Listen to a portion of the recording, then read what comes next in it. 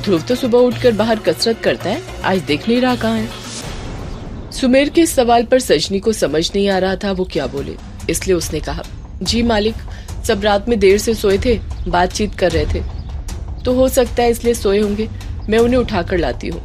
इतना कहकर सजनी जैसे ही विक्की और ध्रुव के कमरे की तरफ जाने लगी, सुमेर ने उसे रोकते हुए कहा, तुम रुको, मैं खुद देखता हूँ। इतना कहकर सुमेर खुद ध्रुव और विक्की के कमरे की तरफ बढ़ने लगा। सजनी जैसे ही विक्की और ध्रुव के कमरे की तरफ जाने लगी, सुमेर ने उसे रोकते हुए कहा, तुम रुको, मैं खुद देखता हूँ। इतना कहकर सुमेर खुद ध्रुव और विक्की के कमरे की तरफ बढ़ने लगा। सुमेर को इस तरह ध्रुव और विक्की के कमरे की तरफ बढ़ता देख सजनी के तो हाथ पैर ही फूलने लगे थे। वो मन ही मन भगवान को याद करती हुई बोली, हे राम, बस आज मुझे बचा लो। अगर छोटे मालिक को पता चला ये लोग कमरे में नहीं है तो उनका तो जो होगा सो होगा, मेरा क्या होगा। सजनी भी धीरे धीरे सुमेर के पीछे चलती हुई कमरे की तरफ बढ़ रही थी और तभी उसने देखा कि कमरे के अंदर पहुंचकर सुमेर बोला, इतनी बड़ी मुसीबत में फंसकर भी किसी को इतनी अच्छी नींद आ सकती है, ये मैं पहली बार देख रहा हूँ।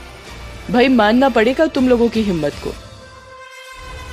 सजनी, जो कि अब तक कमरे में दाखिल हो चुकी थी, उसने हैरानी से देखा कि बेड पर ध्रुव और विक्की सोए पड़े थे और सुमेर की आवाज सुनते ही ध्रुव अलसाए हुए आवाज में बोला, सुमेर, आप इतनी सुबह? और इतना बोलता हुआ ध्रुव अपनी आंखें मलता हुआ उठ बैठा और अपने साथ में पड़े विक्की को उठाता हुआ बोला, विक्की उठ, सुमेर आए हैं। ध्रुव के इस तरह उठाने से विक्की की भी नींद खुली और वो भी हैरानी से सुमेर को देखता हुआ उठ बैठा। सुमेर उन लोगों को ध्यान से देखकर बोला, तुम लोगों को देखने से लगता नहीं है कि तुम लोग रात भर सोए हो। सुमेर की इस बात से ध्रुव और विक्की थोड़े से नर्वस हो गए और एक दूसरे को देखने लगे और फिर ध्रुव ने बात संभालते हुए कहा, बिल्कुल ठीक कहा आपने, हम ढंग से सो नहीं पाए हैं। दरअसल काफी देर तक हम इसी बात पर चर्चा करते रहे कि पुजारी जी को कैसे बाहर निकालें और फिर कब हमारी आंख लग गई पता ही नहीं चला। सुमेर ने उन दोनों की हालत को देखते हुए कहा, लेकिन तुम दोनों को देखने से तो ऐसा लग रहा है जैसे तुम लोग बहुत ज्यादा थके हुए हो, जैसे बहुत भाग दौड़ वाला काम किया है। सुमेर की नजर एकदम से ध्रुव और विक्की के चेहरे पर जैसे जमी हुई थी।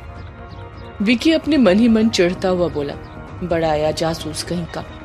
और फिर उसने ऊपर से मुस्कुराते हुए कहा, क्या है ना सुमेर, जब इंसान का दिमाग थकता है तो उसका शरीर भी थक जाता है, तो बस उसी का असर है और कुछ नहीं है।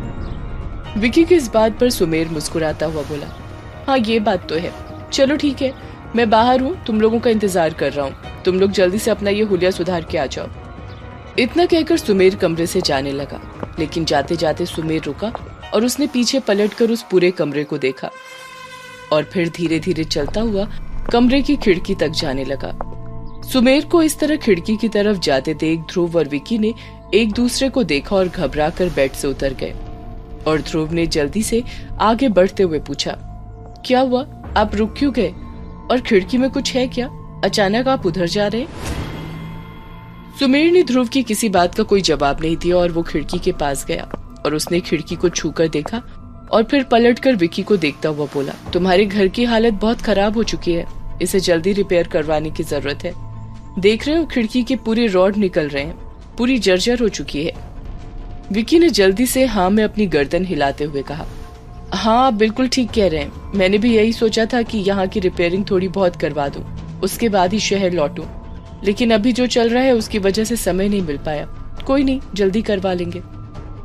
विक्की की इस बात पर सुमेर मुस्कुराकर बोला, हाँ बिल्कुल, वैसे भी तुम लोगों के यहाँ से लौटने के आसार इतनी जल्दी तो नहीं दिखते, तो बेहतर है थोड़ा व्यवस्थित तरीके से रहो। इतना कहकर सुमेर चुप हो गया और फिर वो चुपचाप कमरे से बाहर निकल गया। सजनी, जो कि दरवाजे के पास खड़ी होकर हैरान परेशान से ध्रुव और विक्की को देख रही थी, जैसे वो समझने की कोशिश कर रही हो कि यहाँ क्या हुआ है और ये लोग अंदर आए कैसे, क्योंकि उनके अंदर आने से पहले तो सुमेर आ गया था। सुमेर के जाते ही ध्रुव ने सजनी की ओर इशारा किया कि वो भी बाहर जाए और सजनी भी चुपचाप वहां से सुमेर के पीछे बाहर चली गई। विक्की ने उस खिड़की की तरफ देखते हुए बोला, बताओ, सुमेर कहता है इसे रिपेयर करवाऊं। अरे उसे कैसे बताएं कि ये सही थी, तुम्हारी वजह से ही हमने इसके रॉड निकाले और इसकी ऐसी जर्जर हालत हो गई।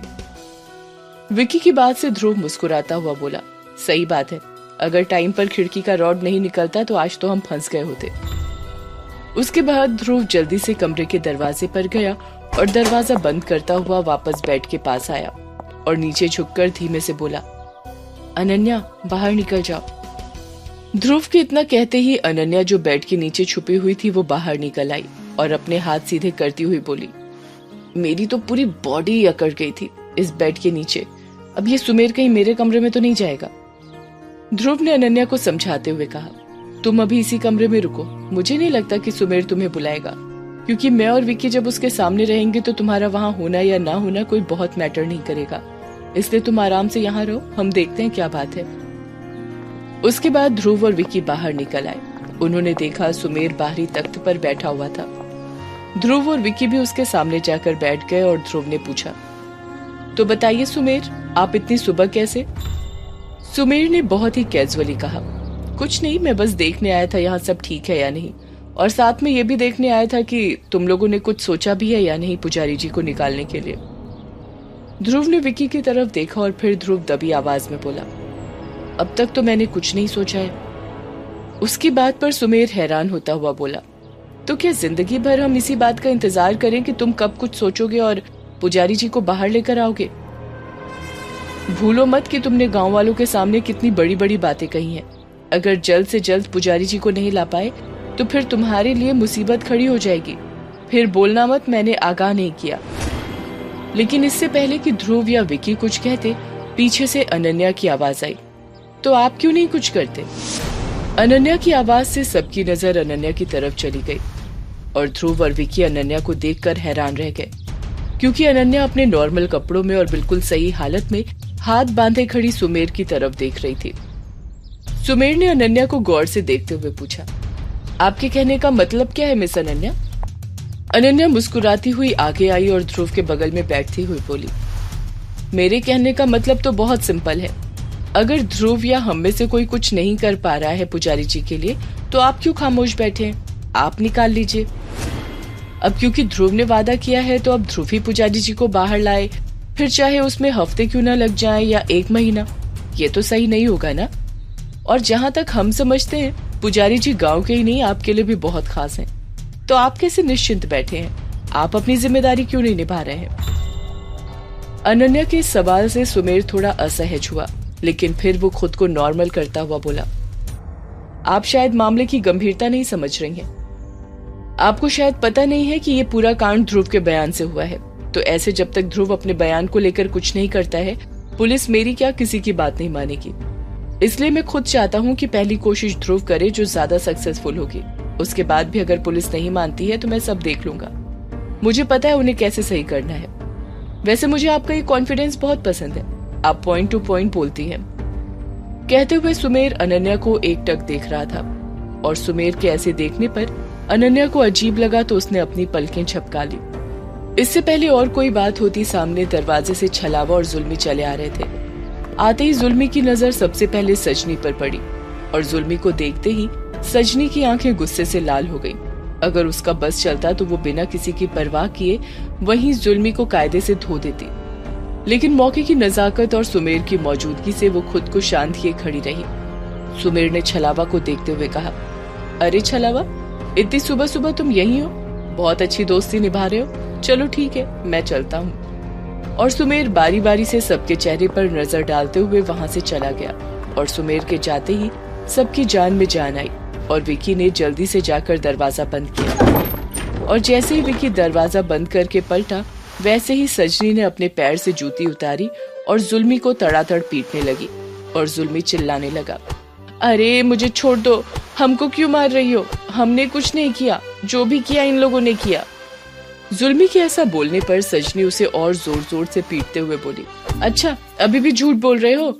इन लोगों ने किया है? वाह वाह वाह वाह, वो जो ऊपर कमरे में हमारे साथ प्यार के राग अलापे थे, वो भी यही लोग अलापने आए थे क्या? नहीं ना, तुम आए थे ना हमारे पास। आज हम तुमको छोड़ेंगे नहीं। तुम्हारी 1.5 पसली को आधा पसली ना बना दिया तो हमारा नाम भी सजनी नहीं। जुल्मी उससे बचने की कोशिश करता हुआ चिल्लाते हुए अपने दोस्तों को बोला, अरे निर्लज्जो, आप लोग खड़े खड़े तमाशा क्या देख रहे हैं? हमको बचाइए। अगर हम इसके हाथों मारे गए तो हम आप लोगों को भी नहीं छोड़ेंगे। अनन्या और विकी की तो हंस हंस कर हालत खराब थी, लेकिन ध्रुव ने आगे बढ़कर सजनी को रोकते हुए कहा, रुक जाओ सजनी, जुल्मी ठीक कह रहा है, इन सब में अकेले उसकी गलती नहीं है, हमने उसे मजबूर किया था। जुल्मी ध्रुव की बात पर सजनी से अकड़ते हुए बोला, सुना तुमने, हम सच बोल रहे हैं। और जुल्मी के इस तरह अकड़ने और ध्रुव की बात सुनकर सजनी ने जुल्मी को छोड़ दिया और अपनी जूती पहनती हुई बोली, अभी तो छोड़ दिए हैं, लेकिन इसका हिसाब इतना आसान नहीं होगा, याद रखना। जुल्मी किसी तरह उठने की कोशिश करता हुआ बोला, हाय अम्मा, ये लड़की है कि कल्लू पहलवान, जितना मारी हमको। और जैसे तैसे खड़ा होकर बोला, हमको लगता है हमारा 2-4 हड्डी टूट गया है, हमको कोई अस्पताल ले चलो। इतना कहकर जुल्मी हाय हाय करने लगा और छलावा उसे डांटता हुआ बोला, अभी तो कुछ नहीं हुआ है, अगर ये नौटंकी बंद नहीं की तो सच में अस्पताल पहुंचा देंगे तुमको। छलावा की इस धमकी पर जुल्मी तुरंत चुप हो गया और ध्रुव ने सजनी से कहा, सजनी, हम शर्मिंदा हैं कि हमारी वजह से तुम्हारी भावनाएं। ध्रुव के इतना कहते ही सजनी ने हाथ के इशारे से उसे चुप रहने के लिए कहा और तंज करते हुए बोली, रहने दो बाबू, तुम लोग भावनाओं की बात ना ही करो तो अच्छा है। वो तो छलावा भैया के लिए हमने ये सब किया, नहीं तो अभी आप यहाँ सही सलामत खड़े नहीं होते, समझे। हम तो तुम लोगों को अच्छा इंसान समझे थे, लेकिन तुम लोग तो। इतना बोलकर सजनी मुंह फेर कर वहां से चली गई। ध्रुव ने विकी की तरफ देखा, जो कि बहुत शर्मिंदा नजर आ रहा था। छलावा इन लोगों की मन की हालत समझता था और इसीलिए उसने बात को खत्म करते हुए कहा, देखो, जो भी हुआ उसे ठीक होने में वक्त तो लगेगा ही, लेकिन अभी तुम लोग ये सोचो कि आगे क्या करोगे। ध्रुव ने छलावा से कहा, यार तू तो जानता है हमारे पास कोई आइडिया नहीं है, इस वक्त तू मदद कर हमारी और बता हम क्या करें। और तभी जैसे ध्रुव को कुछ याद आया और उसने छलावा की तरफ देखते हुए कहा, तुझे याद है उस दिन जब पुलिस आई थी तो पुजारी जी ने कहा था कि वो कुएं पर कोई उपाय करने गए थे। छलावा ने सहमति में अपना सिर हिलाते हुए कहा, हाँ मुझे याद है, बल्कि जिस रात पुजारी जी उपाय करने गए थे उस रात भी मैं उनसे मंदिर में मिला था और उन्होंने मुझे यही कहा था कि वो उपाय करने जा रहे हैं। अगर उपाय सफल रहा तो इस समस्या का तत्काल कोई समाधान हो जाएगा, उसके बाद इसका पक्के तौर पर समाधान निकाला जाएगा। लेकिन वो उपाय तो हो नहीं पाया। वैसे तुम ऐसा क्यों पूछ रहे हो? ध्रुव ने कुछ सोचते हुए कहा, तो तुम्हें क्या लगता है पुजारी जी को ये उपाय खुद आते हैं या किसी के कहने पर वो ऐसा कर रहे होंगे? छलावा ने कुछ सोचते हुए कहा, अरे आप क्या हमारे पुजारी जी को कम समझते हैं? बहुत ज्ञानी है वो, उन्हें भला किसी के सलाह की क्या जरूरत है। ध्रुव ने छलावा की बात पर हामी भरते हुए कहा, यार याद करो उस दिन जब हम नदी पर गए थे, उससे पहले जब हम मंदिर गए थे तो पुजारी जी के शिष्य ने हमें कहा था कि पुजारी जी गांव के बाहर गए हैं। वहां से आने के बाद ही पुजारी जी ने कहा था कि वो उपाय करने जा रहे हैं। और एक बात, अगर पुजारी जी को उपायों के बारे में पहले से पता होता तो क्या वो इसे पहले नहीं कर चुके होते? क्या वो इंतजार करते किसी की मौत का? ध्रुव की इस बात पर छलावा ने शक भरी नजर से ध्रुव को देखते हुए कहा, तो तुम ये कहने की कोशिश कर रहे हो कि पुजारी जी के पास कोई ज्ञान नहीं है? तुम उनके ज्ञान पर शक कर रहे हो? ध्रुव ने जल्दी से इनकार करते हुए कहा, बिल्कुल नहीं, मैं शक नहीं कर रहा हूँ। मैं मानता हूँ पुजारी जी ज्ञानी होंगे, तभी तो गांव वाले उन्हें इतनी इज्जत देते हैं। लेकिन मैं बस ये कह रहा हूँ कि हर चीज की विद्या अलग होती है। देखो, मैं यही कह रहा हूँ कि मैं भूत प्रेत में नहीं मानता, लेकिन हाँ, भूत प्रेत एक अलग चीज है, पूजा पाठ एक अलग चीज है। तो उन्हें पूजा पाठ का ज्ञान बिल्कुल होगा, लेकिन भूत प्रेत का ज्ञान नहीं होगा। उसके लिए उन्होंने जरूर किसी से मदद ली होगी। अगर हमें ये पता चल जाए कि उस दिन पुजारी जी किससे मिलने कहाँ गए थे तो हमारी कोई मदद हो सकती है। विकी ने ध्रुव की बात को गौर से सुनते हुए कहा, लेकिन अगर वो इंसान हमें मिल भी गया तो इससे साबित क्या होगा? और फिर हो सकता है वो पुलिस के चक्कर में ना पड़ना चाहे। तुझे पता तो है कि गांव के लोग पुलिस को लेकर क्या सोचते हैं। ध्रुव विकी की बात को समझता हुआ बोला, बात तो तेरी सही है, अगर वो इंसान हमें मिल भी गया और उसने हमारी मदद नहीं की तो हम क्या करेंगे? ठीक है, हम पहले पुलिस स्टेशन ही चलते हैं। छलावा, तू सुमेर के पास जा और उससे बोल कि हमें पुलिस स्टेशन जाना है तो जाने दिया जाए। छलावा ने सहमति में कहा, ठीक है, तुम लोग तैयार हो, मैं छोटे मालिक से मिलकर आता हूँ। हो सकता है वो अपने कुछ आदमियों को साथ लगा दे, लेकिन मना नहीं करेंगे। इतना कहकर छलावा उठकर खड़ा हुआ, दरवाजे तक पहुंचा ही था और जैसे ही उसने दरवाजा खोला कि उसने देखा बाहर बहुत शोर शराबे की आवाज आ रही थी। लग रहा था जैसे बहुत सारे लोग आपस में कुछ बातें करते हुए जा रहे हैं। छलावा ने हैरानी से बाहर देखा और उसने देखा आसपास के घरों के सारे लोग निकलकर गांव की तरफ जा रहे थे। छलावा ने ऊंची आवाज में पूछा, आप लोग इस तरह कहाँ जा रहे हैं? उसी भीड़ से किसी ने जवाब दिया, अरे छलावा, तू यहाँ क्या कर रहा है? दिलीप काका के घर, जल्दी, वहाँ बहुत बड़ी बात हो गई है, पूरा गांव वहीं पहुंच रहा है। दिलीप काका के घर का नाम सुनते ही छलावा हैरान रह गया। एकदम से उसके दिमाग में उस काले साए का ख्याल आया जिसे उसने रात को दिलीप काका के घर के बाहर देखा था। कहीं उस काले साए ने तो कुछ नहीं किया? आगे की कहानी जानने के लिए देखिए अगला एपिसोड सिर्फ पॉकेट FM के YouTube चैनल पर, और वशीकरण के सारे एपिसोड्स को सुनने के लिए डिस्क्रिप्शन में दी लिंक से डाउनलोड करें पॉकेट FM ऐप।